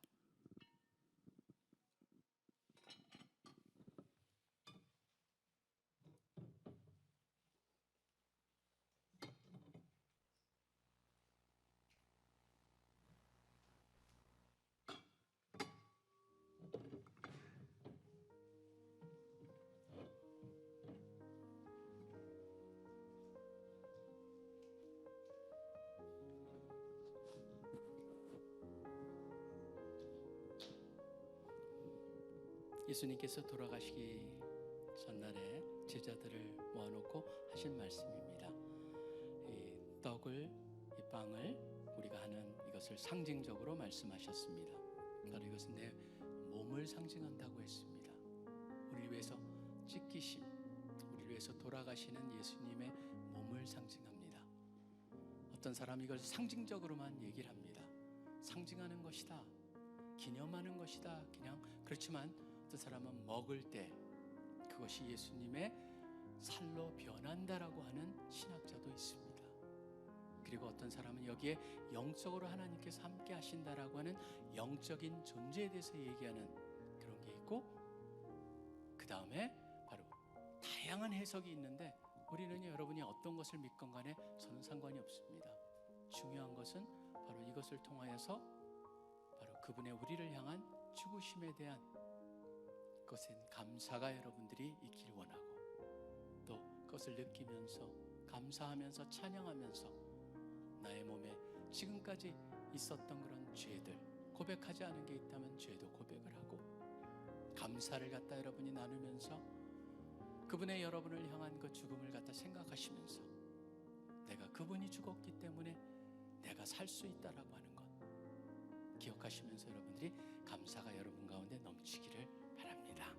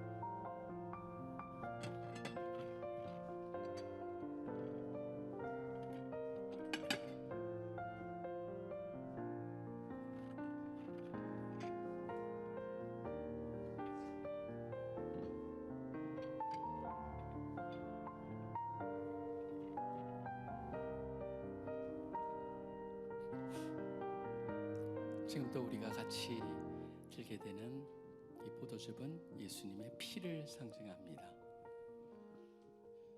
그분은 우리의 죄를 위해서 피를 흘리셨습니다. 구약에 보면 피는 생명을 상징합니다. 바로 우리를 위해서 생명을 주신 것입니다. 그분이 생명을 주셨기 때문에 우리가 생명을 얻은 것이죠. 저는 늘 그런 생각을 합니다. 예수님께서 십자가에 돌아가시면서 하나님 나의 하나님 왜 나를 버리시나이까. 사실은 그 버림을 받을 대상이 바로 우리들이었죠. 근데 그분이 바로 그 버리심을 경험하시면서 외치신 목소리, 그분의 목소리는 바로 우리의 외침이 있었어야 합니다. 우리 대신 그 일을 당하셨습니다. 그렇기 때문에 우리가 새로운 존재로서 살 수가 있는 것입니다.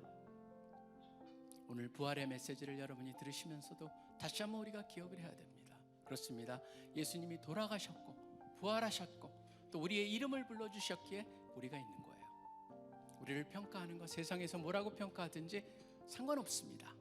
중요한 것은 하나님께서 여러분을 무엇이라고 평가하느냐, 바로 그것이 여러분의 가장 사고의 가장 중심에 있기를 소원합니다. 왜 그러냐면 바로 그게 진정한 우리의 모습이기 때문에 그렇습니다. 그게 우리한테 가장 중요한 것입니다.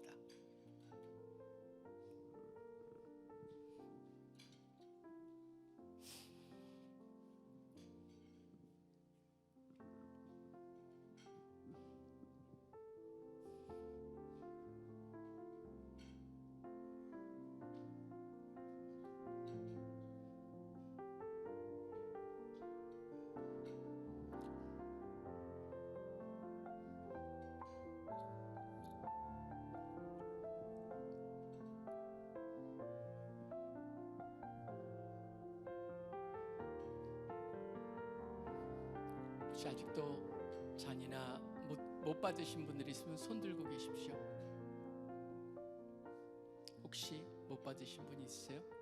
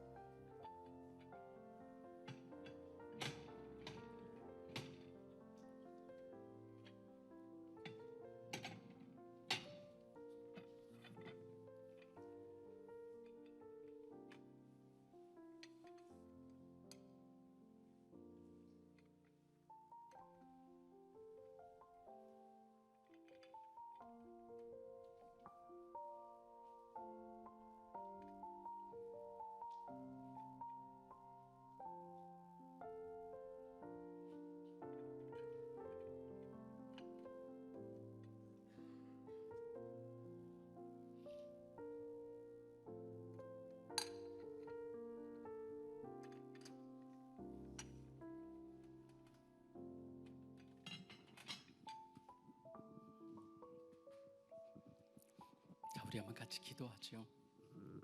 하나님 아버지, 감사합니다.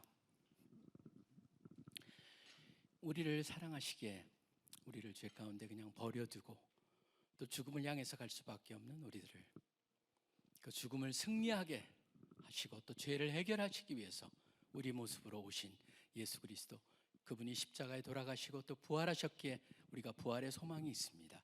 단순히 영원히 하나님과 함께 살겠다라고 하는 그런 신앙으로 사는 것이 아니고 거기에 담겨진 의미를 생각해 보았습니다. 그렇습니다. 우리 모두에게 믿음을 주셨다라고 하는 그 자체가 얼마나 커다란 선물인지 모르겠습니다. 그 주신 믿음 붙잡고 우리가 진정 이 세상을 살아가면서 특별하게 살아가는 자들로 주님 사용하여 주시고 세워주시기를 소원합니다.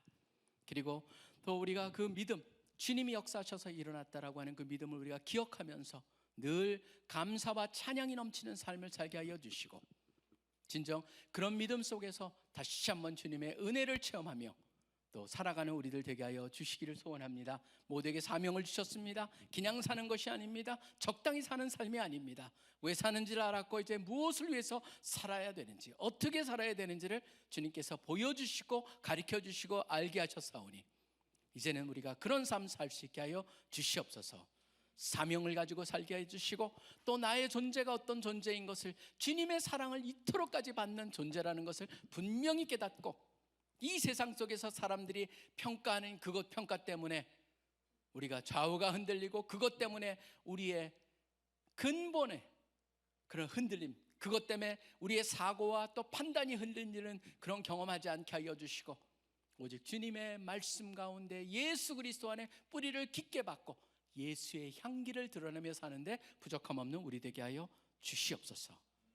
그렇습니다. 주님, 젊었을 때 일찍 이렇게 주님께서 CC 같은 좋은 단체를 통해서 불러주셨사오니 주님, 그 안에서 우리가 신앙이 잘 성숙되고 또 훈련을 받고 이 세상 속에서 주님이 기뻐하시는 그 일을 마음껏 할 수 있는 우리 되게 하여 주시옵소서. 감사합니다. 주님을 찬양합니다. 모든 그 살아계시 역사하고 계시는 예수 그리스도의 이름으로 간절히 기도합니다.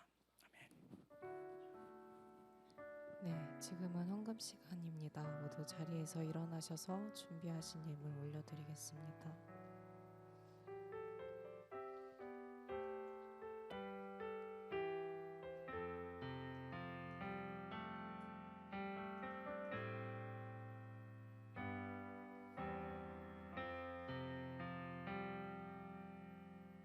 나의 마음 받으소서.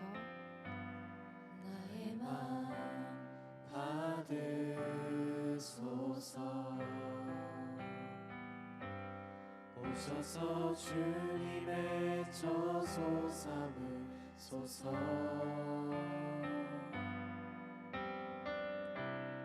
나의 전부이신 주여 내 맘을 받아주소서. 나의 마음 받으소서. 나의 마음 받으소서.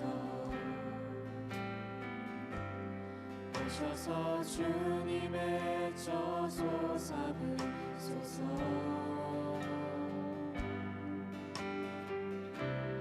나의 전부이신 주여 내 맘을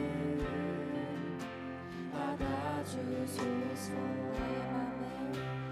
나의 맘을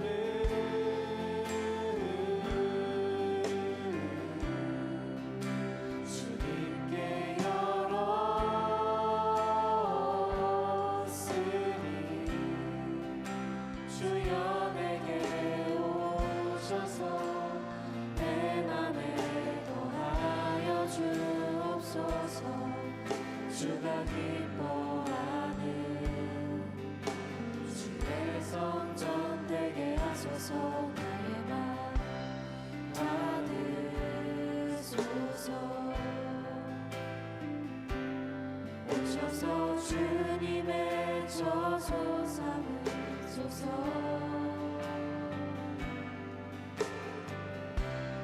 나의 전부이신 주여 내 맘을 소리 높여 고백합시다. 나의 마음 받으소서. 나의 맘 받으소서. 오셔서 주님의 저소 삼으소서.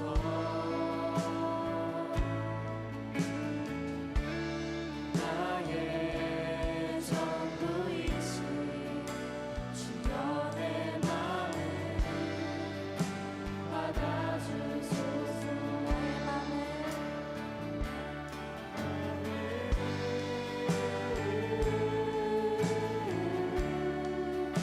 주님께 열었으니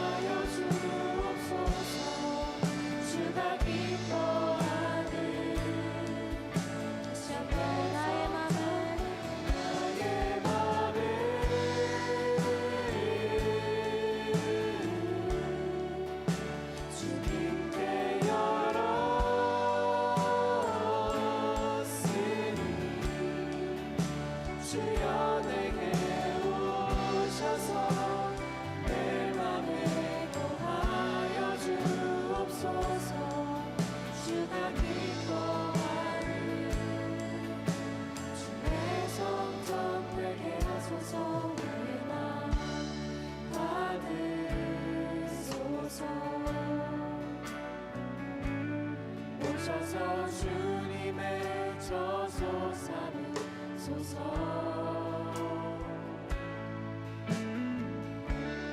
나의 전부이신 주여 내 맘을 그대로 소리로 받아주소서. 고백합시다. 나의 마음 받으소서.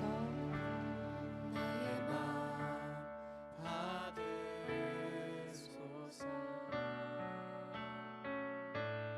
오셔서 주님의 저소 삼으소서.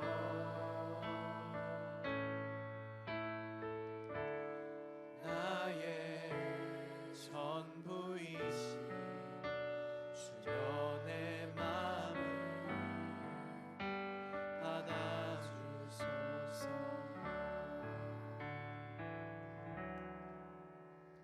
하나님 아버지, 나를 위해서 십자가에 돌아가시고 또 부활하심으로 우리의 죄를 사하여 주실 뿐만 아니라 우리의 부활의 소망을 주신 하나님 예수 그리스도를 찬양하고 기뻐합니다. 우리가 이 자리에 모여서 오늘 부활절 예배를 드리면서 다시 한번 부활에 대해서 생각해 보았습니다. 기쁜 마음으로 주님께서 허락하신 제물의 일부도 드립니다. 주님 놀랍고 주님의 나라와 주님의 영광을 위해서 크고 귀하게 사용되기를 소원합니다. 우리의 삶을 통하여서 늘 그리스도의 향기가 퍼져나갈 수 있는 그러한 삶 되도록 도와주시옵소서. 지금 우리 주 예수 그리스도의 특별하신 은혜와 하나님 아버지의 무한하신 사랑하심과 성령님의 능력 주시고 인도하시고 교제하심이 다시 한번 주님 앞에 우리의 믿음을 점검하며 또 그 믿음에 함께 주어진 사명과 정체성을 생각하면서 이 세상에서 멋지게 주님의 자녀답게 살기를 소원하는 우리 CC의 귀한 형제 자매들의 학업과 가정과 하는 모든 일 위에 이제로부터 영원토록 항상 함께하여 주시기를 간절히 축원하옵나이다. 아멘.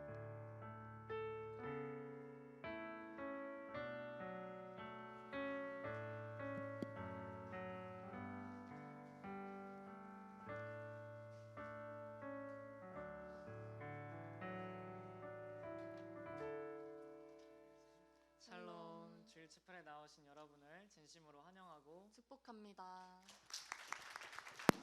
지금은 주일 채플에 처음 나온 새 친구를 환영하는 시간입니다. 제가 호명하는 분은 자리에서 일어나 주세요. 과기대 19학번 김대환, 한양대 19학번 김인화, 과기대 2사학번 김예중, 시립대 20학번 박지원. 이외에도 오늘 주일 채플에 처음 오신 분이 있다면 자리에서 일어나 주시고 두 분 정도의 소감을 들어보려고 합니다. 자기소개와 간단한 주일 채플에 처음 오신 소감을 말씀해 주시면 됩니다. 네, 안녕하세요. 저는 시립대 20학번 국사학과 박지원 순원입니다. 네, 제가 개인적인 사정이 있어서 오늘만 본교에 가지 않고 주일 채플에서 예배를 드리게 되었는데, 제가 다른 학교 CC 분들을 뵙는 건 이번이 처음이라 되게 색다르고 특별한 시간이 된 것 같고, 이런 특별한 시간을 마련해 주신 구성해 주신 많은 분들과 하나님께 감사를 드립니다. 감사합니다.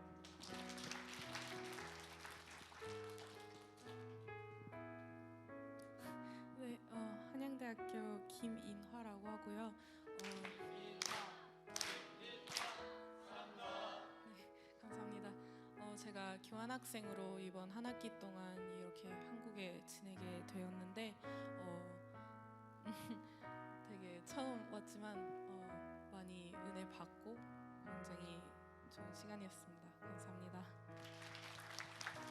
새 친구들을 향해 함께 손을 뻗어 축복하도록 하겠습니다. 축복합니다. 주님의 이름으로 축복합니다. 주님의 사랑으로 이곳에 모인 주의 거룩한 자녀에게 주님의 기쁨과 주님의 사랑이 충만하게 넘치기를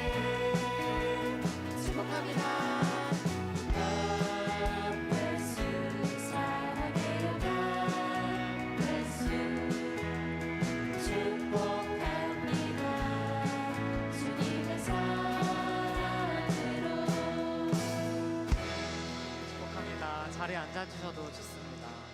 다음으로는 정회연을 축복하는 시간을 갖도록 하겠습니다. 제가 호명하는 분들은 자리에서 일어나 주세요. 서일대 20학번 최연정, 과기대 21학번 이민성, 한양대 2학번 이헌준, 중부대 23학번 김다솔. 자기소개와 함께 정의원이 되신 소감 그리고 기도 제목을 나눠주세요. 안녕하세요. 저 과기대 21학번 이민성 순장입니다. 사랑합니다. 정회원이 되었는데 약간 교회에 처음으로 소속된 느낌이 들어서 정말 좋고요. 제 기도 제목은 제 마음의 중심이 항상 하나님이 될 수 있도록 항상 기도해 주셨으면 감사하겠습니다.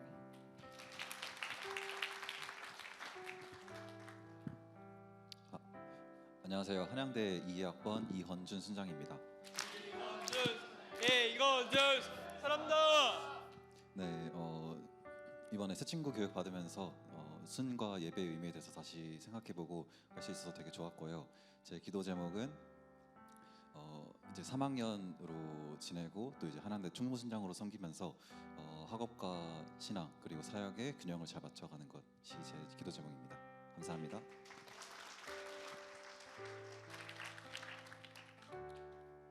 안녕하세요. 서울대학교 20학번 최연정 순장입니다.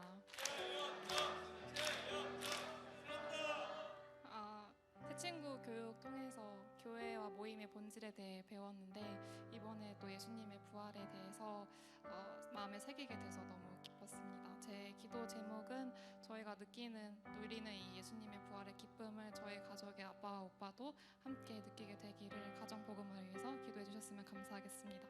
감사하겠습니다.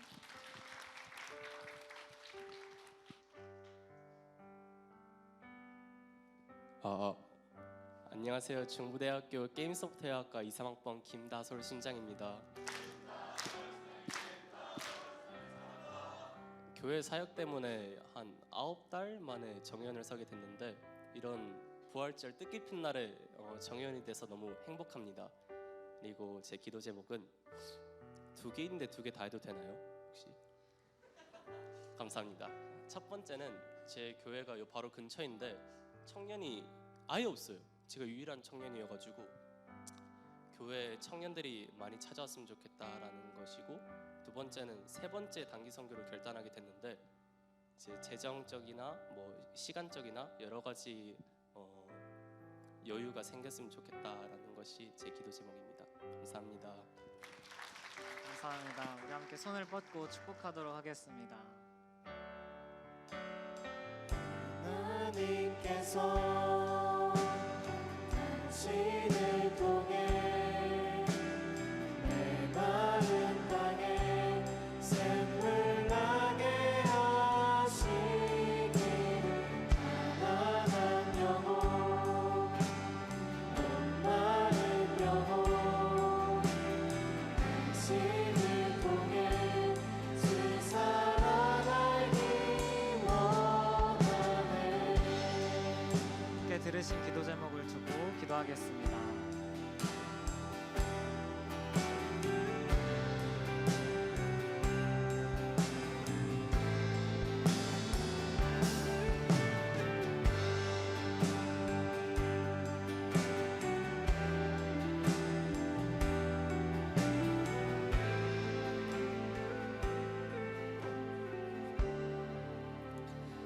하나님, 오늘도 주일 채플의 정의연을 허락하심에 감사합니다.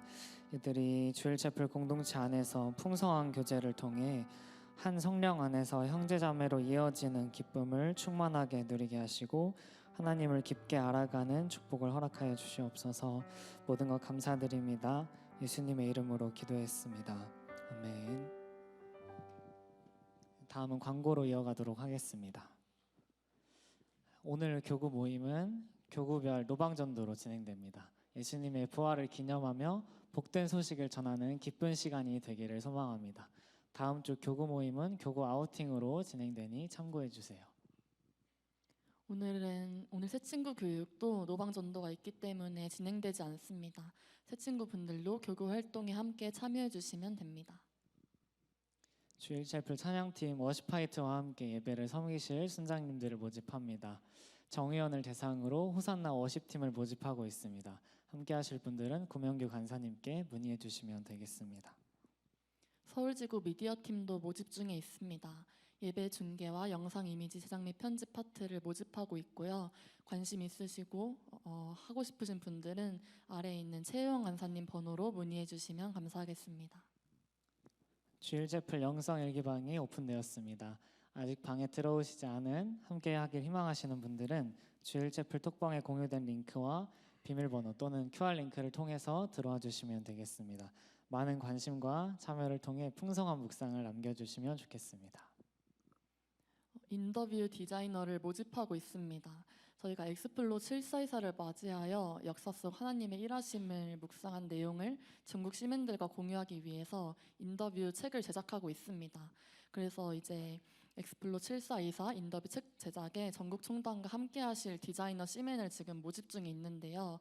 달란트를 가지신 분들 많이 관심과 지원 부탁드리고 혹시 주변에 이런 전공을 하신 분이나 인디자인 프로그램을 다루실 수 있는 분이 있다면 적극적으로 홍보를 부탁드립니다. 문의는 카카오톡에 아이디 적어놨는데요. 이상은 순장님 아이디로 문의를 해주시면 되고 4월 5일까지 지원을 받고 있으니 QR코드 통해서 많이 지원 부탁드립니다. 오늘 점심 메뉴는 한소 스팸 마요입니다. 화면 속 계좌로 식사 비용을 보내주시면 되겠습니다. 그리고 오늘 정의원이 되셨지만 혹은 이전에 정의원이 되셨지만 사진 촬영에 함께 하시지 않은 분들은 오늘 예배가 끝나고 의자 정리하지 마시고 앞으로 바로 나오셔서 박성희 목사님과 함께 사진 촬영해 주시면 감사하겠습니다. 샬롬. 주일 집회에 나오신 여러분을 환영하고 축복합니다.